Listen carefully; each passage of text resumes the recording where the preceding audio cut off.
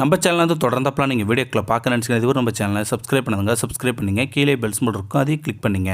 சரி, வாங்க நம்ம வீடியோக்குள்ளே போகலாம். வணக்கம் நண்பர்களே. தினமும் அலுவலகம் செல்லும் வழியில் ஒரு பெரியவர் வெயிலிலும் மழையிலும் பொம்மைகளை விற்று கொண்டிருப்பதை நான் பார்த்திருக்கிறேன். நேற்று மாலை குழந்தைக்கு ஒரு பொம்மை வாங்கலாம் என்று அவரிடம் சென்றேன். ஒரு வெள்ளை நிற பூனை பொம்மை கொடுங்கய்யா என்றேன் நான். அவர் 80 ரூபாய் என்றார். பணக்கார கடைகளில்தான் பேரம் பேசாமல் ஏழைகளிடம் தானே நாம் பேரம் பேசுவோம். அதுதானே சராசரி மனிதரின் இயல்பு. அதனால் நான் என்னங்கய்யா, ஒரு குழந்தை பொம்மை 80 ரூபாய் என்றீங்க, 70 ரூபாய் கொடுங்க என்றேன் நான். அவர் என் கண்களை உற்று பார்த்து, இதை குழந்தைகளுக்கா வாங்குறீங்க என்றார் அந்த வயதான முதியவர். நான் ஆமாம் என்றேன். அவர் கொஞ்சம் மெதுவான குரலில், சரி 70 ரூபாய்க்காக கொடுங்க என்றார் அந்த வயதான முதியவர். அவர் கண்கள் லேசாக கலங்கியதை நான் கவனித்து விட்டேன். அது என் மனதை என்னவோ செய்தது.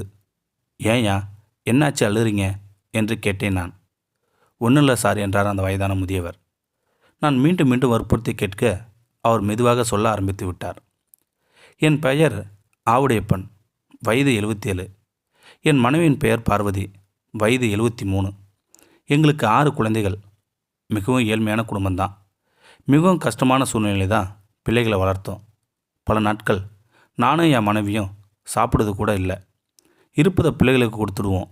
பல நாள் பட்னி கூட இருந்திருக்கும். ஒரு நாள் கூட என் மனைவி இதற்காக என்கிட்ட சண்டை கூட போட்டதில்லை. பிள்ளைகளை எல்லாம் திருமணம் செஞ்சு முடித்து அவரவர்களை தனி குடும்பமாக சென்று விட்டனர். எங்களுக்கோ தடுமாறும் வயது. அதனால் பெற்ற மகன்கள் வீட்டில் போய் இருக்கலாம் என்ற எண்ணத்தில் மூத்த மகனிடம் விபரத்தை சொன்னேன் நான். அதற்கு அவன் சொன்னான், என்னால் இருவரையும் கூட்டிக் கொண்டு போய் வைத்து பராமரிக்க முடியாது, யாராவது ஒருவர் வரலாம் என்றான் என் மூத்த மகன். அப்படி நான் மூத்த மகன் வீட்டிற்கும் மனைவி வேறு ஒரு மகன் வீட்டிற்கும் சென்றோம். வேறு வழியின்றி 47 வருடங்கள் ஒன்றாக வாழ்ந்த மனைவி பிரிந்து தனிமையில் இருப்பது பிடிக்காமல் பல நாட்கள் அழுதிருக்கிறேன்.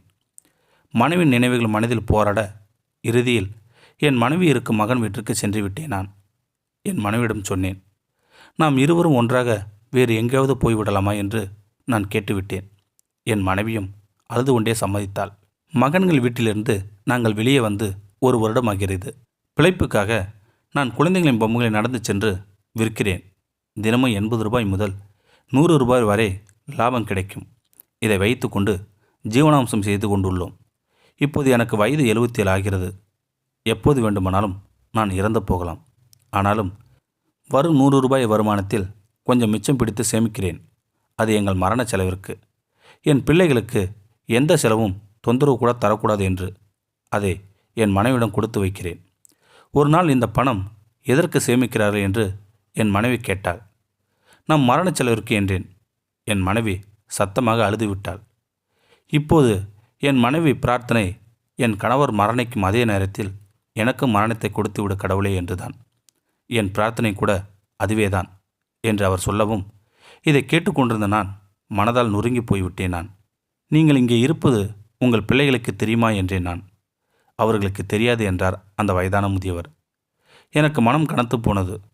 சாதாரண மக்களிடம்தான் எத்தனை எத்தனை வழிகள் மனதில் புதைந்திருக்கின்றன. சின்ன சின்ன வியாபாரிகளிடம் பழைக்காரர்களிடம் பேரம் பேசாமல் அவர்கள் வாழ்வாதாரத்துக்கு நம்மால் முடிந்த அளவு உதவி செய்ய வேண்டும் என்ற படிப்பினை நாம் இந்த முதியவரிடம் உரையாடிதான் தெரிந்து கொண்டேன். தயவு செய்து சகோதர சகோதரிகளே, இந்த பாவத்தை செய்யாதீர்கள். எந்த ஜென்மத்திலும் இதற்கு விமோச்சனமோ பரிகாரமோ பாவ மன்னிப்போ கிடையாது. இந்த வீடியோ உங்களுக்கு பிடிச்சிருந்தா கமெண்ட் பாக்ஸில் கமெண்ட் பண்ணுங்கள். கூட உங்கள் ஃப்ரெண்ட்ஸுக்கு ஷேர் பண்ணுங்கள். இதுவரை நம்ம சேனலை சப்ஸ்கிரைப் பண்ணுங்கள். சப்ஸ்கிரைப் பண்ணிங்க. கீழே பெல் சிம்பல் இருக்கும், அதையும் கிளிக் பண்ணிங்க. தேங்க்யூ ஃபார் வாட்சிங்.